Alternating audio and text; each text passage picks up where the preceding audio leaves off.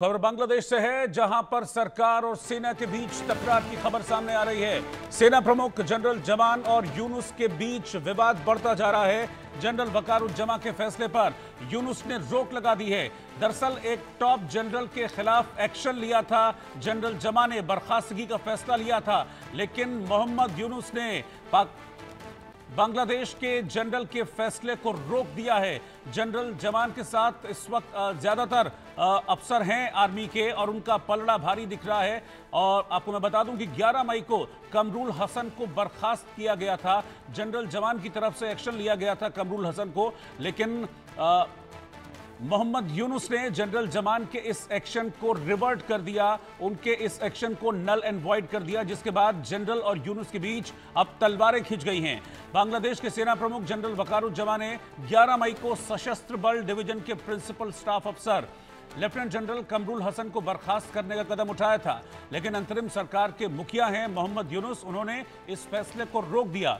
Lieutenant general Qamrul Hasan की नियुक्ति मुख्य सलाहकार के कार्यालय के तहत की गई थी। और मैं आपको बता दूं कि कमरुल हसन ये वही फौजी अफसर हैं बांग्लादेश के जो पाकिस्तान भी गए थे, और उस वक्त भी कुछ खिंचाव की खबरें सामने आई थी। और अब जब ये एक्शन लिया गया जनरल जमान की तरफ से कमरुल हसन पर, तो मोहम्मद यूनुस ने इसे पलट दिया। तो एक बार फिर से जो टकराव है सेना और सरकार के बीच, सेना और यूनुस के बीच, वो सीधे तौर पर दिख रहा है। अरविंद सिंह तेजावत साहब, जो कि विदेश मामलों के जानकार हैं, वो इस वक्त साथ में हैं।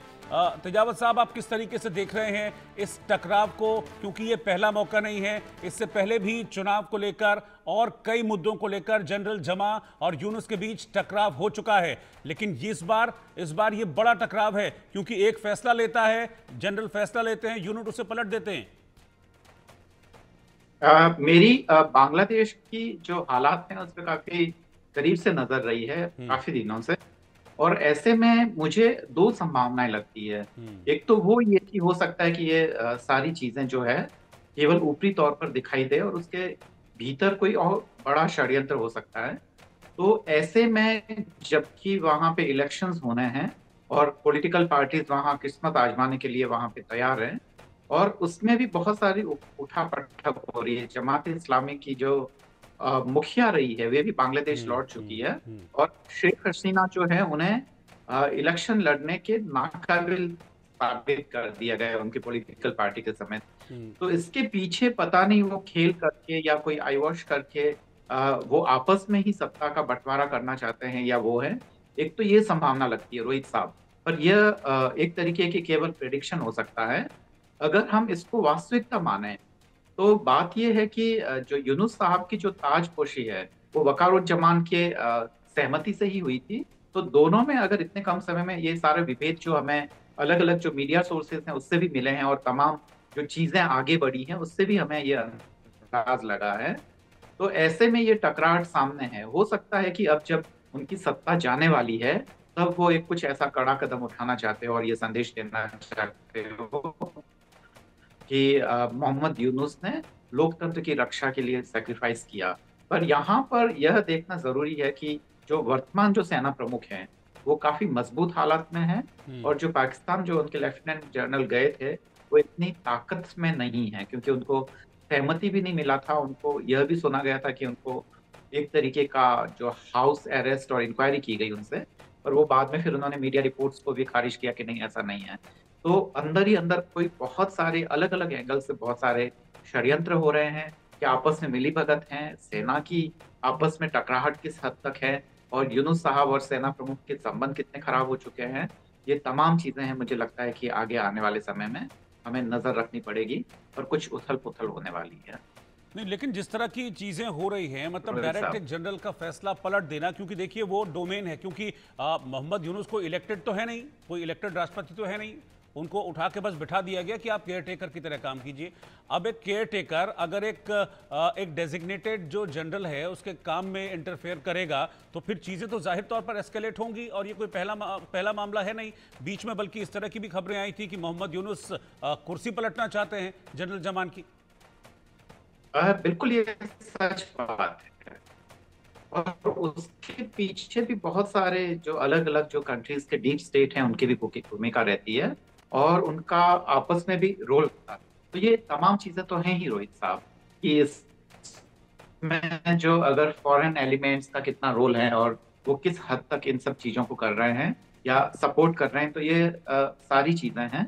और के बाद में जो आपने कहा वो बिल्कुल सही बात है कि जो मोहम्मद यूनुस साहब है वो कोई इलेक्टेड तो है नहीं, वो केवल सेलेक्टेड है। और ऐसे सेलेक्टेड आदमी का अगर बर्खास्त भी करते हैं या कोई बड़ा एक्शन लेते हैं, तो उसकी जो संवैधानिक उपादेयता कितनी है, ये अपने आप में एक प्रश्न है।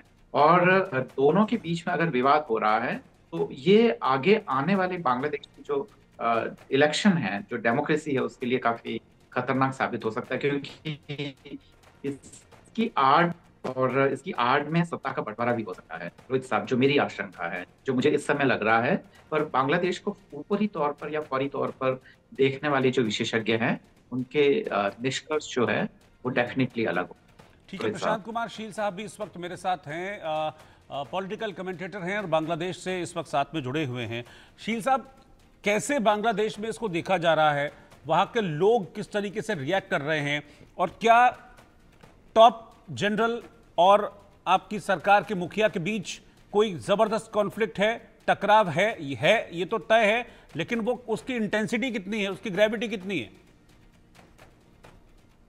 आप तो जनता हो, द प्रेजेंट गवर्नमेंट है इधर में, वन ऑफ द क्लेम होता हो तो विदेशी का इंटर इधर होता हो, ये तो क्रिस्टल क्लियर है। ये तो विदेशी संस्था का, विदेशी देश का वेरी इंटरेस्ट हो।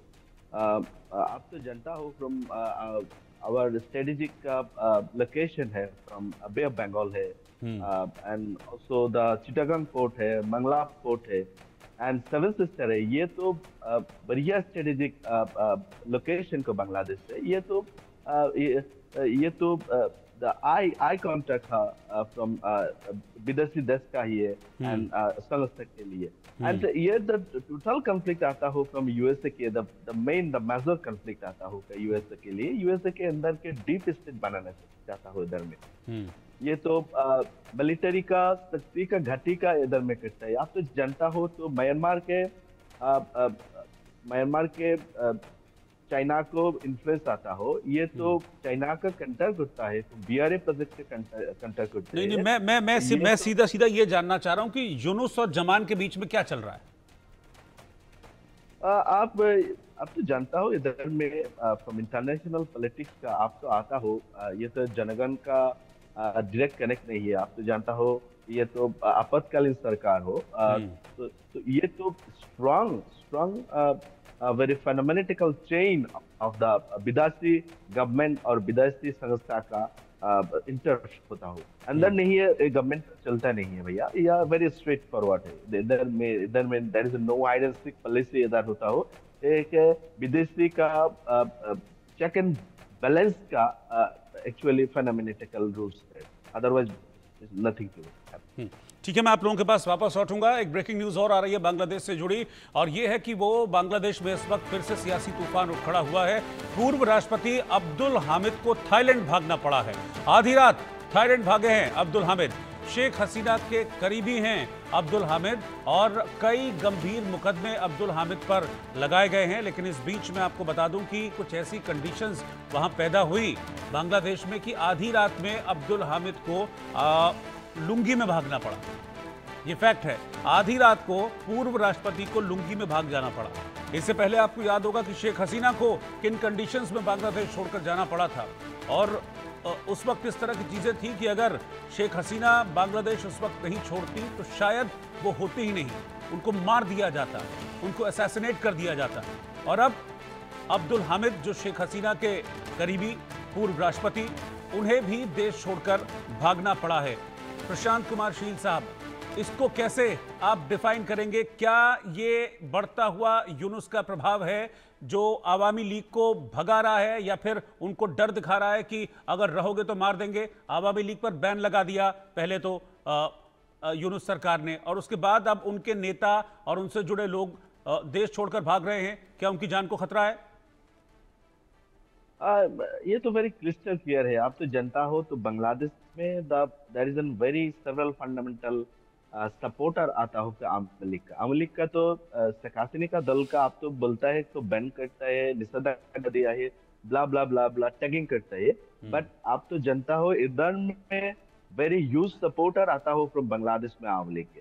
एंड आप तो कहता हो from the bureaucrat here, from the government officer होता हो, इधर में also there is an very huge number of Awami League supporter आता हो। सो आप ये घटना बोलता है तो the former president Abdul Hamid sahab पास होता हो फ्रॉम एयरपोर्ट के, या अब्दुल हामिद में आप तो जनता हो ईयर में several cases from the cases fall in the from him, and so आप तो वेरी क्लिस्टर किए है। ये तो आसामी होता हो फ्रॉम नैरेटिव डिस्टेंस का आता हो, बट आप तो सिर्फ पैसेज दिया हो।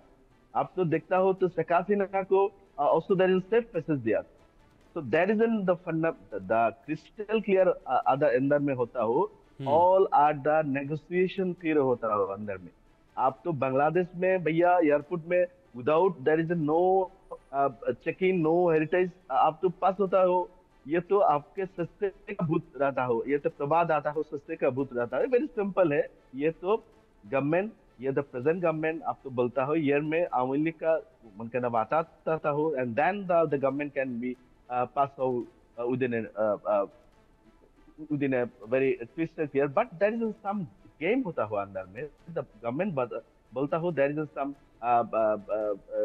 narrative आता हो from the police, especially the immigration police, ये तो सस्पेंड करना नहीं चाहिए। but the scenario आता हो इंदर में तो scenario आता हो एक very clear आता हो। ये तो actually a game, a combination game, a check and balance game, nothing else। ठीक है, मैं रैनिक दत्ता हमारे संवाददाता भी इस वक्त साथ में जुड़ गए हैं, उनके पास में चल रहा हूं, क्योंकि रैनिक ने जब लगातार बांग्लादेश में कॉन्फ्लिक्ट चल रहा था और हिंदुओं पर अटैक्स हो रहे थे, इनफैक्ट अभी भी हिंदुओं पर अटैक्स हो रहे हैं, लगातार बड़ी बारीक नज़र रैनिक की उस पर बनी हुई थी। रैनिक अभी किस तरीके से देख रहे हैं बांग्लादेश में बैन लगाया जाता है आवामी लीग पर, ये डर है यूनुस का कि कहीं शेख हसीना वापस ना आ जाएं, कहीं आवामी लीग चुनाव में ना चली जाए, क्योंकि चुनाव जैसे हालात बनते हुए दिख रहे हैं अभी 2, 4, 5, 6 महीने में शायद, तो अभी से ही पूरा गेम सेट कर रहे हैं क्या मोहम्मद यूनुस, ताकि फिर आगे कोई रहे ना और फिर मैं कंटिन्यू कर पाऊं आगे?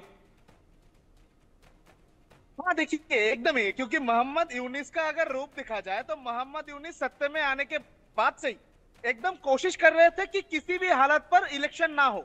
उसके मोहम्मद यूनुस का जो सलाहकार थे वो लोग जब छोड़े थे, वो लोग जब मोहम्मद यूनुस का हाथ छोड़कर खुद एक पॉलिटिकल पार्टी फॉर्म किए थे, उसके बाद भी एक बार बार से सवाल आ रहा था कि मोहम्मद यूनुस क्या बांग्लादेश में इलेक्शन करने के लिए राजी होंगे, क्या बांग्लादेश में इलेक्शन होगा, क्या उस इलेक्शन में कौन से जो पॉलिटिकल पार्टी है वो पार्टिसिपेट कर पाएंगे। ठीक इसी टाइम पर जो छात्र संगठन है उनके तरफ से भी कहा गया था, जो कट्टरपंथी जो पॉलिटिकल पार्टीज है उनके तरफ से भी कहा गया था कि किसी भी हालात पर आवामी लीग के ऊपर रोक लगाना चाहिए। और अगर उसके बाद से अगर देखा जाए तो मोहम्मद यूनुस जब सत्ते में आए थे उस टाइम पर भी मोहम्मद यूनुस सत्ते में आने के बाद वादा किए थे कि आवामी लीग को किसी भी हालात पर वो लोग किसी भी पॉलिटिकल मूवमेंट में पार्टिसिपेट नहीं करने देंगे, चुनाव में हिस्सा नहीं बनने देंगे। और उसके साथ साथ मोहम्मद यूनुस ने एक वादा किया था कि किसी भी हालत पर शेख हसीना को देश में वापस लेके आएंगे। उसके बाद देखा गया कि मोहम्मद यूनुस सत्ते में रहने के टाइम पर शेख हसीना और शेख हसीना के साथ साथ ही आवामी लीग का 12 जो लीडर है उनके खिलाफ में एफआईआर दायर किया गया था, उनके खिलाफ में अरेस्ट वारंट निकाला गया था, जिस अरेस्ट वारंट को सामने रखते हुए शेख हसीना को देश में वापस लाने का जो मांग वो मोहम्मद यूनुस की तरफ से किया गया था। उसके बावजूद भी देखा गया कि आवामी लीग फिर भी बांग्लादेश का हर एक जगह पर रैली कर रहा था, आवामी लीग का जो छात्र संगठन है वो एक्टिव हो रहा था। ठीक इसी टाइम पर अगर चुनाव होगा तो आवामी लीग को रोकना सबसे महत्वपूर्ण चैलेंज होगा मोहम्मद यूनुस के लिए। और इसी वजह से मोहम्मद यूनुस का ये जो सलाहकार का जो टीम है उनके तरफ से एक मीटिंग बुलाया गया। उस मीटिंग में आवामी लीग के ऊपर बैन लगाने का जो उस बात के ऊपर वो लोग राजी हुए, यानी आवामी लीग को किसी भी हालात पर रोकने का जो कोशिश वो मोहम्मद यूनुस की तरफ से किया जा रहा है।